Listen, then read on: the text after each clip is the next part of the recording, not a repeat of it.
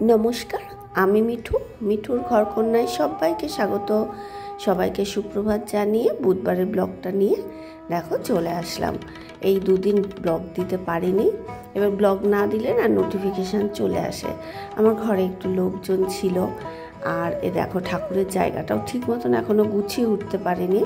কালকে এই দুদিন ছেলেই পুজো দিয়েছে। ছেলেকে বলেছিলাম ঠাকুরের ফুলগুলো সরা, কারণ লোকনাথ বাবার পুজোর দিন না সবাই হাতে করে তো ফুল ঠাকুরের জন্য মালা নিয়ে আসে, অনেক মালা হয়ে যায়।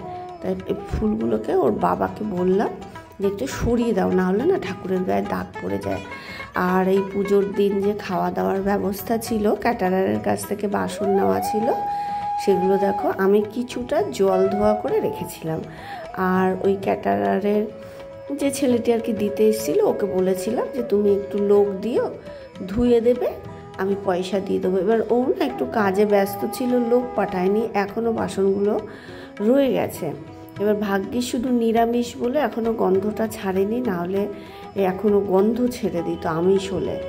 আর এই যে পুজোর দিন যে ভোগ টোগ রান্না করেছিলাম, এখনও সব এই ঘরেই রান্না করেছিলাম বলে সব প্যাকেটে প্যাকেটে ওইভাবেই রয়ে গেছে, এখনও গুছিয়ে উঠতে পারিনি। আর ঠাকুরের কড়াইয়ের মধ্যে লুচি ভাজার তেলটাও রয়ে গেছে, ওই তেলটাকেও এবার ওই ঘরে বাটি করে নিয়ে যাব।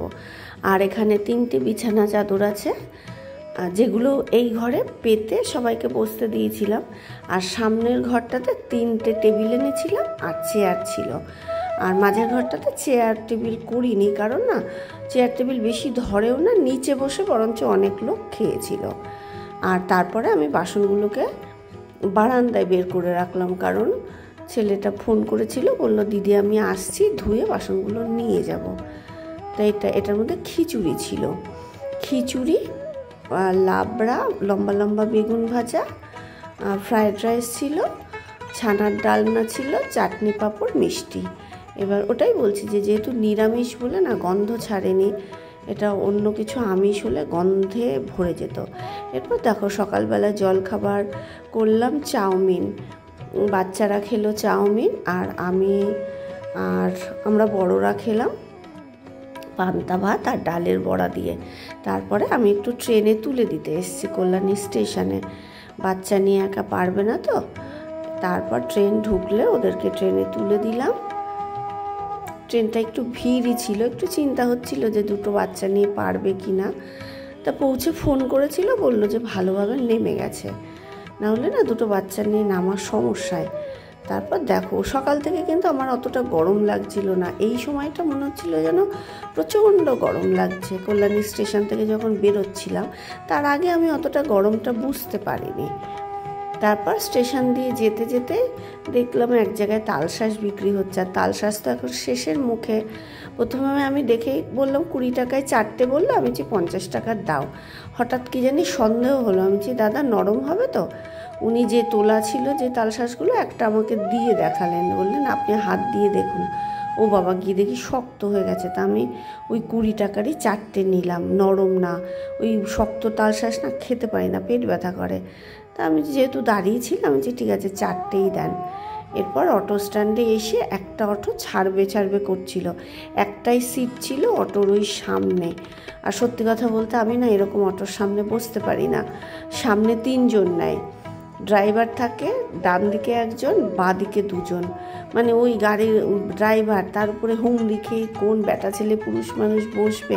আমি কোনো দিনও বসি না, হয়তো 10 মিনিট অপেক্ষা করি, সেরকম তারা থাকলে বসিনি। সত্যি কথা বলতে আমি বসতে পারি না, ওই গায়ের মধ্যে যে হুমড়ি খেয়ে পড়বে, আমার ভালো লাগে না, আমি কোনো দিনই বসতে পারি না। যেহেতু দেখবা যারা হাউস ওয়াইফ না, অভ্যাসটা তাদের থাকে না, যারা ডেলি ওয়ার্কিং লেডি হয় তাদের কিন্তু অভ্যাস হয়ে যায়, কিচ্ছু করার নেই।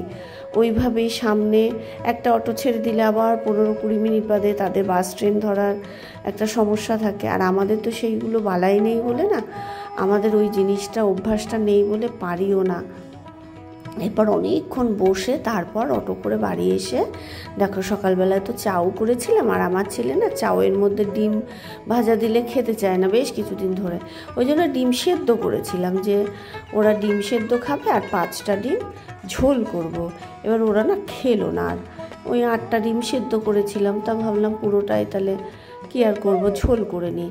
আর 2টো প্যাকেটে ফ্রিজে লিচু ছিল। আমার তাল শাঁসটা ফ্রিজে রাখতে গিয়েই দেখলাম, এবার মনটা একটু খারাপ লাগলো যে একটা প্যাকেট যদি মনে থাকতো দিয়ে দিতাম, বাচ্চারা খেতে পারতো। তো ওটা মনে নেই, মানে ফ্রিজটা খুলে আমার একটু মনটা খারাপ হয়ে গেল, যা এই লিচু পুরো আমাকেই খেতে হবে। এরপর দেখো এইখানে এবার একটু একটু করে সব কাজ করব, অনেক কাজ বাকি আমার।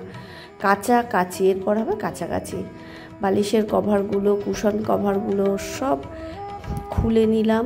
সোফা কভারগুলো আগেই খোলা ছিল, এই সোফার উপরে কুশনগুলো খুলে নিলাম, নিয়ে একটুখানি বসে কটা লিচু খেয়ে নিলাম, কারণ নাহলে লিচুগুলো না নষ্ট হয়ে যাবে। এরপর ওই একটুখানি ডাল বাটা ছিল, আমরা তো সকালে পান্তা খেয়েছিলাম, ডাল বেটে পেঁয়াজ দিয়ে বড়া করেছিলাম, আর একটুখানি ডাল বাটা ছিল, সেটা এখন গরম গরম করে নিলাম। ডিমের ঝোল আর ভাতের মধ্যে আলু পটল সেদ্ধ দিয়েছি, আর কিচ্ছু করলাম না, কারণ এখন আমার কাজ বাকি। এই 2 দিন না, যেদিন লোকনাথ বাবার পুজো হলো 2বার করে জল পাল্টে ওই ঘরটা আমি মুছেছিলাম, আর এই ঘরটা ওর বাবা মুছে দিয়েছিল, কারণ অনেক লোকজন হয় তো, 70 জন লোক, আমার 70 জন লোক নিমন্ত্রণ ছিল। এবার দেখবে মানুষের পায়ের ধুলো টুলো অনেক রকম হয়, মানে এগুলো জানি না, অনেকে হয়তো শুনলে খারাপও ভাবতে পারে আমাকে, কিন্তু না, আমি এগুলো করি জানো তো। মানুষজন চলে গেলে আমি খুব ভালো করে ঘরটা 2বার করে মুছি, একবার মুছে জলটা পাল্টে দিই, আবার লাইজল দিয়ে আবার সুন্দর করে মুছি, তাহলে না যতই কষ্ট হোক না কেন আমার মনে হয় কি আমার ঘরটা পুরো পরিষ্কার পরিচ্ছন্ন আছে।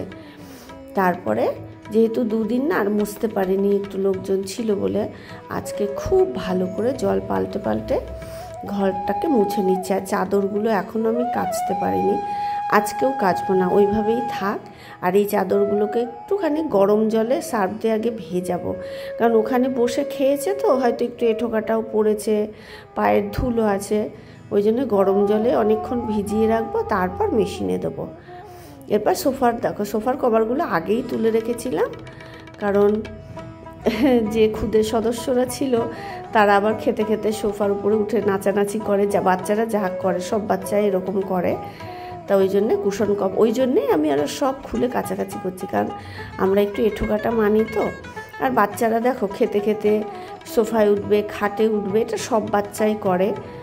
তা ওই জন্যে মানে ওরা চলে যাওয়ার পরে আজকে সব কাছাকাছি করব।